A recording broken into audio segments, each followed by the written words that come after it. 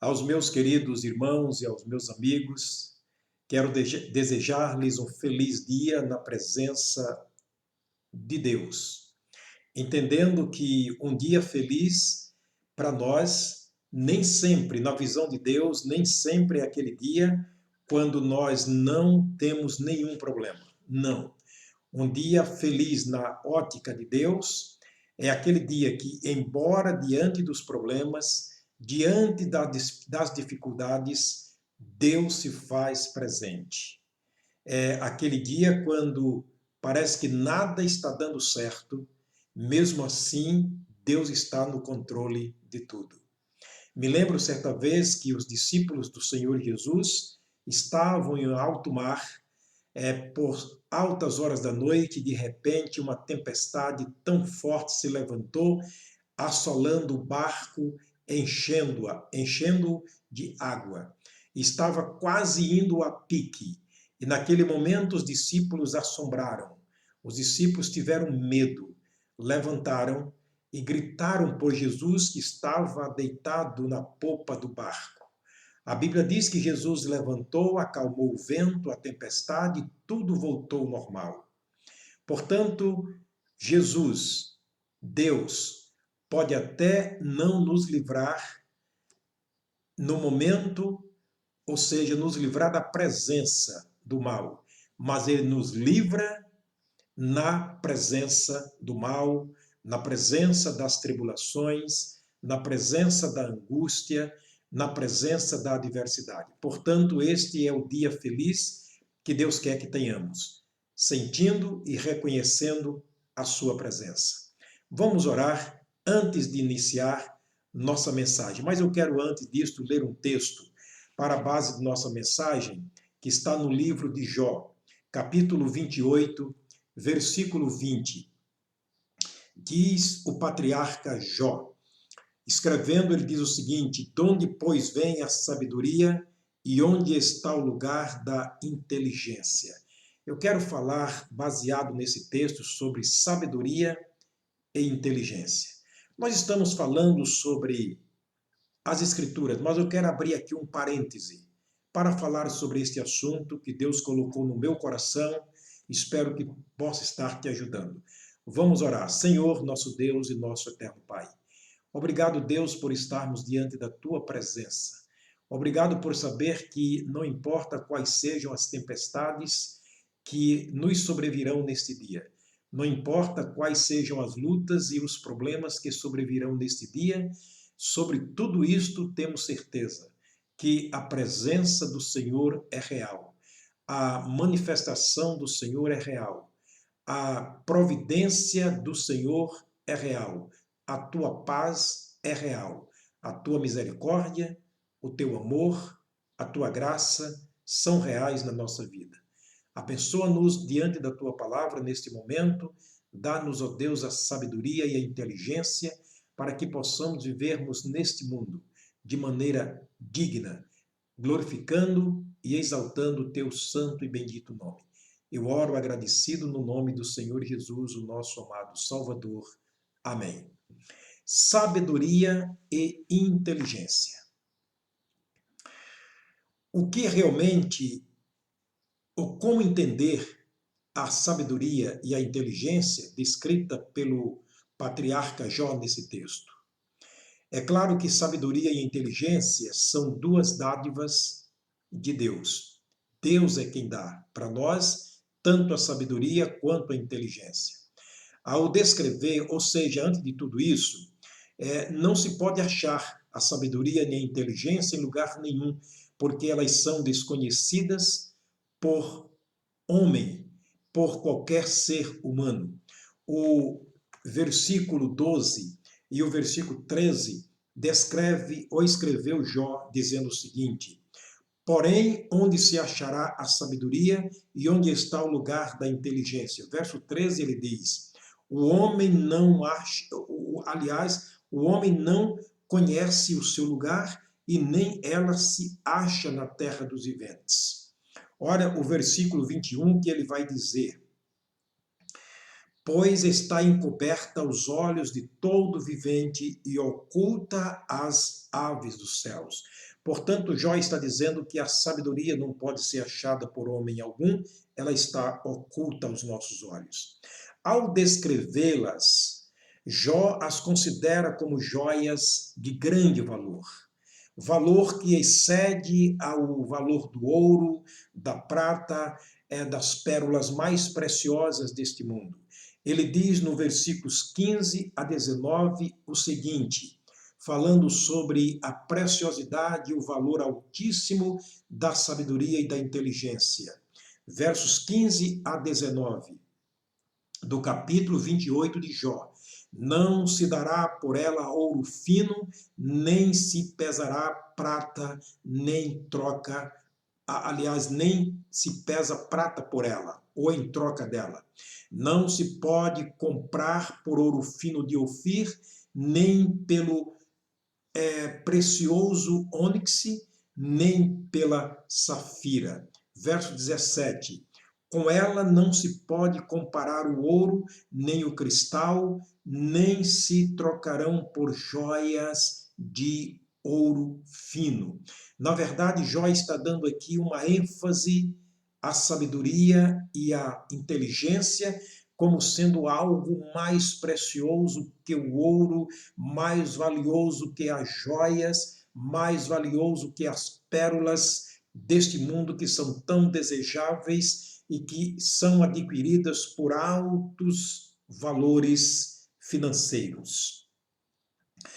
O mundo, segundo Jó, não as conhece. O versículo 22, ele deixa muito claro. A perdição e a morte dizem, ouvimos com os nossos ouvidos a sua fama. Portanto, o mundo das trevas, o mundo desconhecido, o mundo de pecado, o mundo da maldade, o mundo da inveja, o mundo da ganância pelo poder, não pode conhecer a sabedoria e a inteligência. Onde estão a sabedoria e a inteligência? Onde se encontra? Versos 20 e 21. Quero repetir mais uma vez no verso 20 o que Jó disse no verso 12. Ele disse, donde, pois, vem a sabedoria e onde está o lugar da inteligência? Ele faz uma interrogação, ele faz uma pergunta para nos chamar a atenção e mostrar que nós não sabemos. É uma resposta que eu não sei dar, você não pode dar, ninguém jamais pode dar na sua naturalidade. O verso 21, ele diz, pois está encoberta aos olhos de todo o vivente e oculto às aves do céu, ou oculta às aves dos céus. Então veja que a pergunta que Salomão faz é praticamente um enigma impossível de se decifrar com a nossa própria mente. Diante da pergunta de Salomão, nós podemos afirmar que só Deus as conhece. Só Deus conhece a sabedoria, conhece a inteligência e sabe onde elas estão. Olha o verso 23 ao 27. Deus entende o seu caminho e ele sabe o seu lugar, porque ele vê as extremidades da terra e vê tudo que há debaixo dos céus.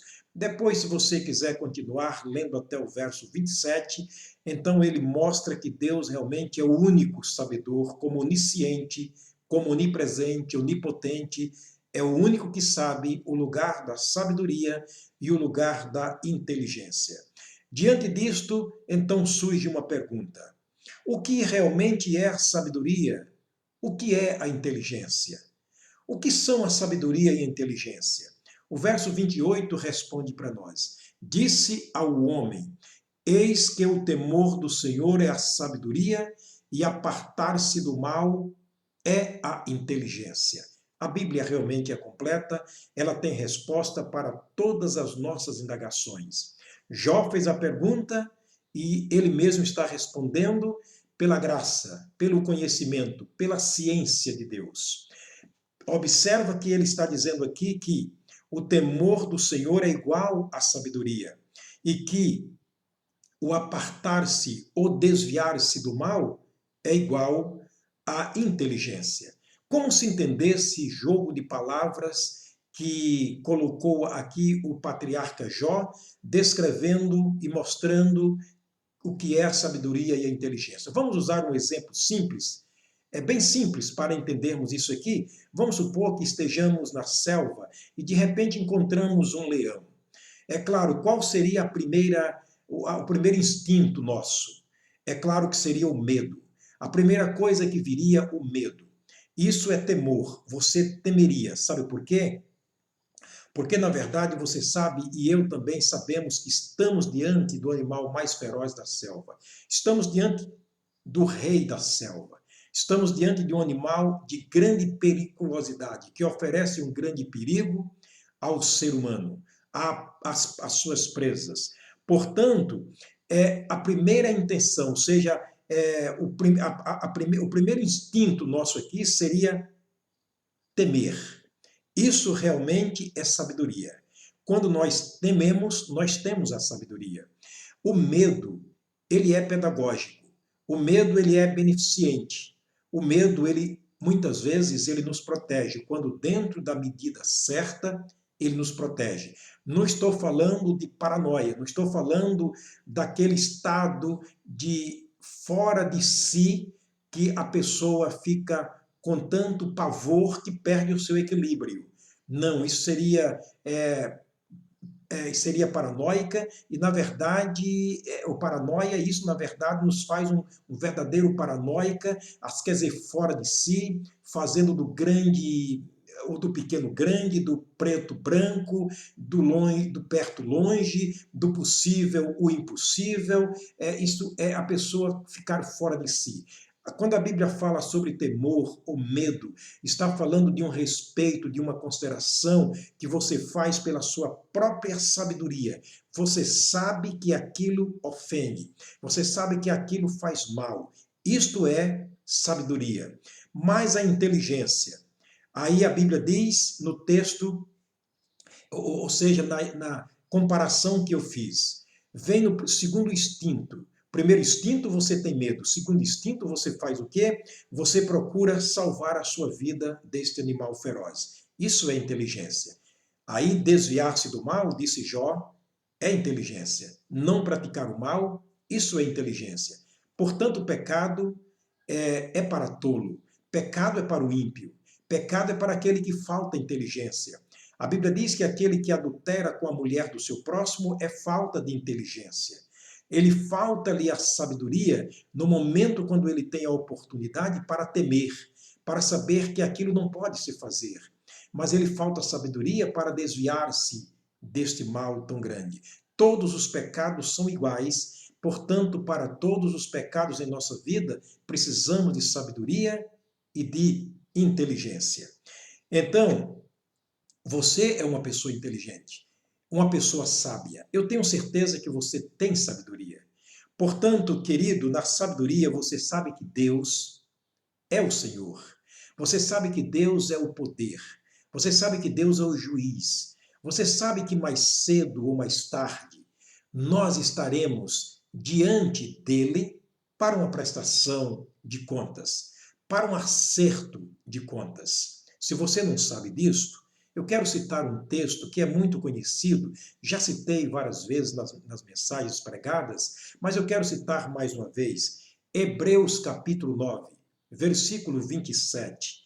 Ele diz: porque ao homem está ordenado morrer, vindo logo depois disto o julgamento, vindo depois disto o juízo, logo depois da morte o acerto de contas. Não há purgatório, não existe tempo de purgação da alma, não existe um espaço de tempo vazio entre a morte, entre a separação do corpo e da alma para o encontro com Deus, para o julgamento.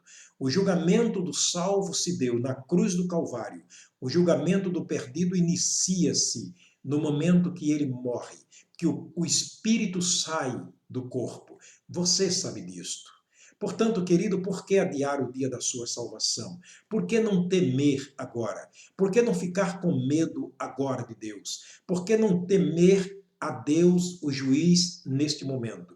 Por que não usar da sua inteligência que Deus lhe deu para livrar-se do mal, para livrar-se da perdição eterna, o inferno?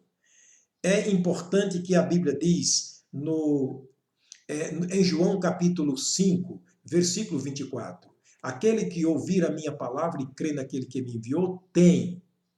Aquele que ouve a minha palavra, aquele que ouve a minha palavra, tem a vida eterna. Quando você ouve, quando você crê, você escapa, você cria temor, você recebe o temor de Deus. Ele diz, não entrará em juízo, mas passou da morte para a vida. Salva a tua vida neste dia. É necessário que aprendamos que o temor é importante para se crer em Deus, para se obedecer a Deus, se sujeitar a Deus, mas a sabedoria é aquela parte da inteligência que Deus nos dá para aprender a desviar-nos do mal. É por isso que é necessário converter-se, voltando-se para o Senhor. Voltando para o Senhor, obviamente você está livrando a sua alma do poder do inferno. A Bíblia Sagrada nos mostra com muita clareza a quem devemos temer, a quem devemos o verdadeiro temor. Há um texto em Lucas capítulo 12, apenas um versículo muito interessante dentro dessa perspectiva, e eu quero mostrar para você o que disse o próprio Jesus Cristo, o nosso Salvador. Capítulo 12, versículo 4 e 5, aliás, dois versículos, 4 e 5. Ele vai dizer para nós o seguinte, relacionado ao medo, ao temor. Ele diz, e digo-vos, amigos meus, não temais os que matam o corpo e depois não têm mais o que fazer. Olha a precisão com que Jesus utiliza a sua voz para falar conosco. E digo-vos, amigos meus, não temais, não tenhais medo daqueles que matam o corpo e depois não tem mais nada que fazer. É verdade que nós estamos nos protegendo todos os dias. Nós estamos procurando salvar a nossa vida todos os dias. Nós estamos vivendo debaixo de um medo exacerbado de todos os males que acontecem, que nos cercam nesses últimos dias.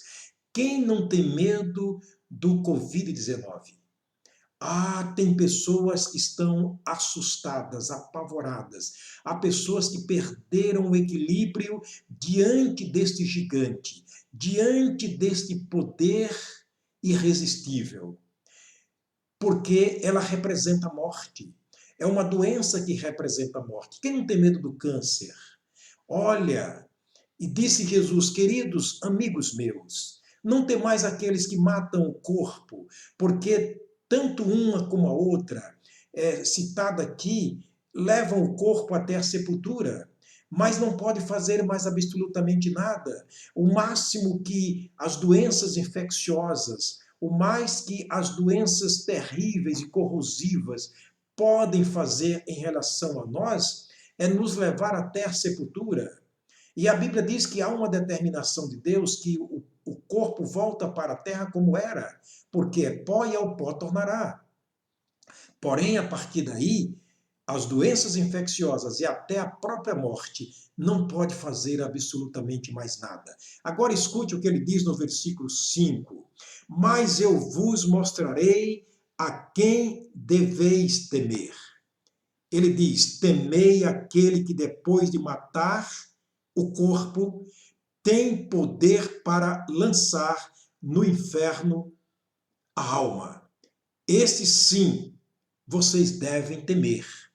Portanto, deve temer a Deus. É por isso que Salomão disse que o temor ao Senhor é o princípio da sabedoria. Portanto, querido, você sabe disto. Por que você está adiando a sua decisão? Por exemplo, você que é casado, Eu estou falando a você, homem casado, que é casado com uma senhora cristã, uma senhora crente. Você e os seus filhos são crentes. Você sabe que eles estão certos, você dá todo o apoio. Você gosta quando vê-los saindo para a igreja, com a Bíblia, lendo a Bíblia, cantando hino. Aquilo para você é uma paz, você se sente seguro por estar convivendo com uma esposa crente, convivendo com filhos crentes, mas você ainda não é. Sabe o que você está fazendo? Você está ignorando o medo do inferno. Você está adiando o dia de ser lançado no inferno, porque pela morte a alma será lançada no inferno. Quem sabe estou falando aqui às senhoras que têm o Senhor na casa, que é salvo, seu marido é salvo, seus filhos são salvos, vive também no mesmo pé de igualdade. Não tenha medo aquilo que vem matar o corpo apenas. O que ele está dizendo aqui não é que você seja um louco diante dos perigos, mas que você tema aquilo que deve se temer. Aquilo que é prioridade quanto ao medo, que é a justiça de Deus, o furor de Deus. A Bíblia diz no Salmo 9, versículo 17, que todas as nações serão lançadas no inferno, também a todos aqueles que se esquecem de Deus. Todos eles serão lançados no inferno. Portanto, querido, meu amigo, minha amiga, você que ainda não conhece Jesus como Salvador, tente hoje descobrir a fonte do medo, do verdadeiro temor, da verdadeira sabedoria que vem pelo temor a Deus, mas descubra a verdadeira inteligência, que é quando você aparta-se do mal, quando você procura livrar a sua alma. Davi passou por um momento como este, e sua esposa naquele momento ele dizia: se tu não salvares a tua vida esta noite, amanhã te matarão. É claro que naquele momento Davi teve medo, princípio do temor a Deus. Ele temeu naquele momento. E ele, então, naquele momento, quando ele temeu, estava iniciando ali a sabedoria. E a inteligência de Davi foi tão grande que ele fugiu. É verdade, ele fugiu dos seus inimigos e com isso ele salvou a sua vida. Fuja do inferno. Corra para os braços de Deus. Não dê mais trégua ao tempo que você tem dado. Não dê mais trégua essa preguiça espiritual, essa letargia em que você vive, essa mornidão em que você vive. Não dê mais trégua. Corra agora mesmo para os braços de Deus. Salva a tua alma. O temor ao Senhor é o princípio da sabedoria, mas o livrar-se do mal é a inteligência. O Senhor te abençoe, o Senhor te guarde. Até a próxima mensagem, se Deus nos permitir.